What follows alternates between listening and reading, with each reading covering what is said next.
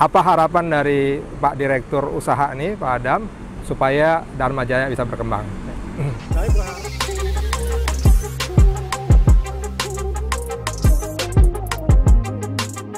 Oke, ini berapa luasnya dan kapasitasnya seperti apa? Dharma Jaya Cakung ini memiliki luas tanah sekitar 12,5 hektar. Di samping Cakung kita juga punya di Pulau Gadung dan juga di Serang. Pulau Gadung apa tuh? Sama Pulau seperti Gadung itu kita fokus ke ayam, Pak. ayam. Tempat penampungan ayam. Itu kita menyewakan kandang-kandang ayam untuk dijual di sana. Lalu di Kapuk kita juga ada RPH untuk selain sapi. Dan di Serang kita punya lokasi yang cukup luas 14 hektar. Itu kita kembangkan sebagai lokasi penggemukan sapi kita. Tetapi karena memang ada perubahan peruntukan tata ruang di Kota Serang terkait dengan lokasi kita, maka kita kembangkan menjadi agrowisata. Jadi di samping ada kandang-kandang sapi, ya, di Serang itu ya. kembangkan juga buat tempat-tempat wisata anak-anak. Di situ ada bisa buat berkebun. Sudah jalan? Akan kita kembangkan, Pak. Oh, baru ya. Ini baru dapat izinnya setelah terakhir tahun 98, baru terbit kemarin, Pak, bulan lalu. Tahun 2020 berarti 2020. ya? Jadi selama sekian puluh tahun tidak ada progres. Tahun ini kita alhamdulillah sudah berhasil. Setelah menunggu pemerintahan baru di Wali Kota Serang. Oke ya. Dan kita juga menyewakan cold storage. Kita menyimpan berbagai macam produk yang bisa kita jual di sini. Dan kita juga core bisnis awalnya adalah RPH, rumah potong hewan. Yang sejak awal Dharma Jaya berdiri, core bisnis awalnya adalah di RPH. Tetapi dengan waktu semakin rendah tingkat pemotongan karena banjirnya daging frozen impor, maka kita mengurangi porsi RPH lebih kepada perdagangan.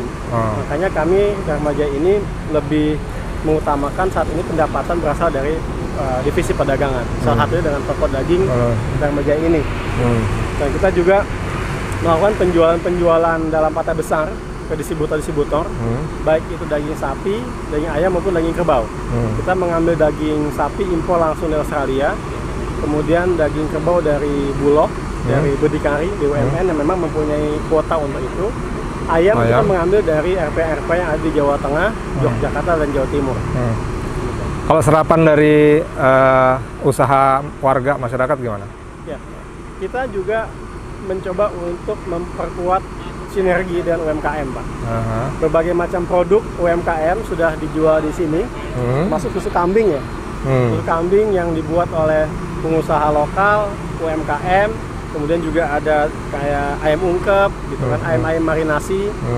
Juga berbagai produk lain yang sifatnya memang kembangan oleh UMKM. Tetapi kita mensyaratkan bagaimana rasanya oke, sehat, dan juga izinnya ada, Pak. Ada. Jadi untuk UMKM kan ada IPRT ya, izin produksi rumah tangga. Terus dipastikan bahwa teman-teman yang ingin masukkan barang dijual di Dharma Jaya memiliki izin tersebut. Ada nanti ada ini ya mungkin ya persyaratan tertulis gitu ya, kira-kira apa ya?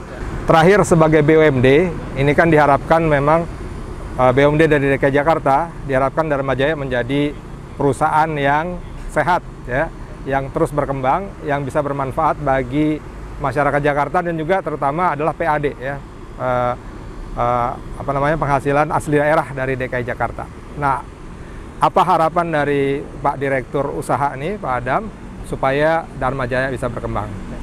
Kami berharap yang pertama, Pak, pintu masuknya adalah Perda Dharma Jaya yang baru ini segera disahkan oleh DPRD DKI Jakarta. Perda itu tentang? Ya, Perda ini mengenai perubahan Dharma Jaya yang tadinya PD Dharma Jaya berubah menjadi Perumda Dharma Jaya.